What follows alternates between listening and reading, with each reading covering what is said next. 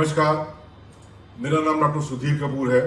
मैं एक senior orthopaedic consultant हूं और लगभग 40 साल से दिल्ली एनसीआर में प्रैक्टिस कर रहा हूं। आज हम बात करने वाले हैं कि ऑस्टियोपोरोसिस का इलाज कैसे किया जाता है।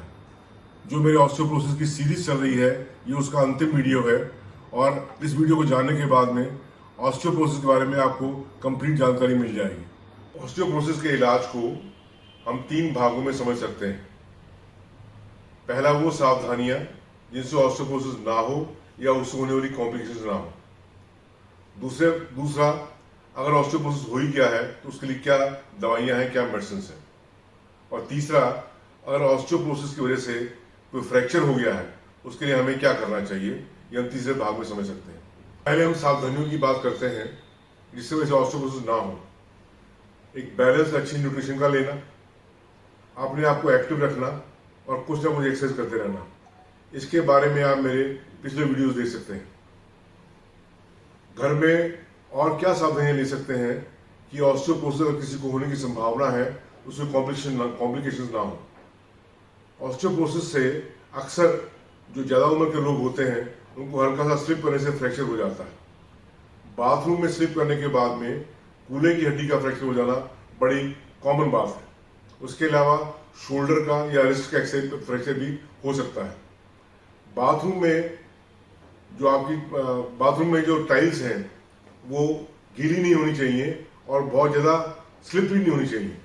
और बाथरूम में पहले से टाइल लगी हुई हैं तो आप उसको बनी बनाई स्ट्रिप्स आती हैं तो थोड़ी सी चिपक जाती है बाथरूम में ही और पेशेंट को स्लिप करने से रोकती हैं। उस स्ट्रिप्स को आप यूज़ कर सकते हैं। उसके अलावा जब भी बाथरूम में पॉट पर बैठते हैं हल्का होने के लिए, तो खड़ा होने के लिए या बैठने के लिए पॉट के बिल्कुल पास में एक हैंडल होना चाहिए जिसको पकड़ के बुजुर्ग आदमी बैठ सके या खड़े हो सके। इसके अलावा जो ज़्यादा उम्र के लोग हैं उनको चाहिए कि कपड़े अपने खड़े होकर ना पहने। खासकर जैसे पुरुषों में पैंट पहननी है, पजामा पहनना है, या लेडीज़ में या औरतों में पेटीकोट पहनना है या सलवार पहननी है तो बैठ के पहने, खड़े होकर ना पहने। खड़े होकर पहनने से गिरने की संभावना ज़्यादा रहती है। उसके अलावा घर में एडिक्वेट लाइटिंग हो, घर में कोई अंधेरा कोना ना हो। अच्छी अगर लाइट रहेगी तो दिखने में आसानी रहती है और आदमी को स्लिप नहीं करने पाता। हम बात करते हैं कि अगर ऑस्टियोपोरोसिस हो ही गया है तो उसके लिए क्या दवाइयां हैं, क्या मेडिसिन हैं। एक बड़ा ग्रुप ऑफ मेडिसिन जो अक्सर यूज किया जाता है वो बिस्फॉस्फोनेट्स है। ये खाने के रूप में भी दिया जाता है और इंजेक्शन भी दिया जाता है। खाने के रूप में हफ्ते में एक बारी या महीने में एक बारी लिया जाता है और इंजेक्शन के रूप में साल में एक बार लिया जाता है। इसके लेने की क्या प्रिकॉशंस हैं, क्या कॉम्प्लिकेशंस हो सकती हैं, उसके बारे में आपको आपके डॉक्टर ही बताएंगे। इसके अलावा एक इंजेक्शन और है जो इंसुलिन पेन की तरह मिलता है। ये बॉडी में हमारे होने वाले एक हार्मोन का एक रूप है। उस हार्मोन का नाम पैराथार्मोन है और ये टेलीपेप्टाइड के रूप में बाजार में अवेलेबल है। इसमें लगभग 1 से लेकर 1.5 साल तक पेशेंट अपने आप को खुद इंजेक्शन लगाता है। जैसे डायबिटीज के पेशेंट इंसुलिन का इंजेक्शन लगाते हैं। ये बहुत अच्छा इंजेक्शन माना जाता है और इससे उम्मीद करी जाती है कि बॉडी का बोन मास बढ़ जाएगा। इसके अलावा और नए इंजेक्शन कुछ आए हैं जिनमें से इंजेक्शन डेनिसुमाब प्रमुख है। ये 6 महीने में एक बार लगाया जाता है।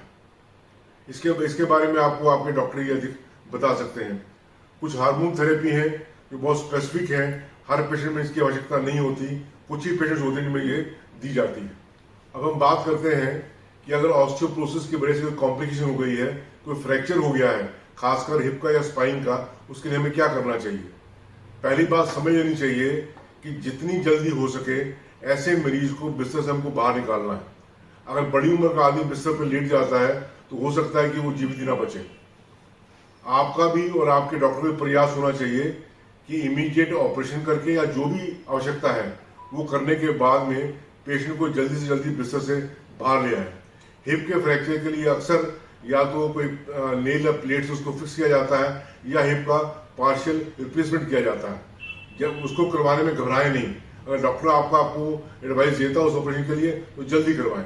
हमारा मकसद, मैं फिर कह रहा हूँ, ये होना चाहिए कि ये अगर फ्रैक्चर हो गया है तो हमारे को उस मरीज को जितनी जल्दी हो सके बिस्तर से बाहर निकालना चाहिए। अदरवाइज ये जीवन का लास्ट फ्रैक्चर भी हो सकता है। आशा करता हूँ इस वीडियो से आपको समझ में आ गया होगा कि ऑस्टियोपोरोसिस का इलाज या प्रिवेंशन दोनों कैसे किए जाते हैं। जैसे मैंने पहले भी कहा था, ये मेरे ऑस्टियोपोरोसिस सीरीज की अंतिम वीडियो है। ऑस्टियोपोरोसिस के बारे में कंप्लीट जानकारी आपको मिल गई होगी, ये मेरे को पूरी आशा है। कुछ भी आपको डाउट्स हो, कुछ आपके प्रश्न हो तो मेरे को लिख के भेज सकते हैं। मैं भरसक प्रयास करूंगा कि उनका आपको उत्तर दूं। मेरा चैनल आपको पसंद आया हो तो कृपया इसको सब्सक्राइब करें और लाइक करें। धन्यवाद।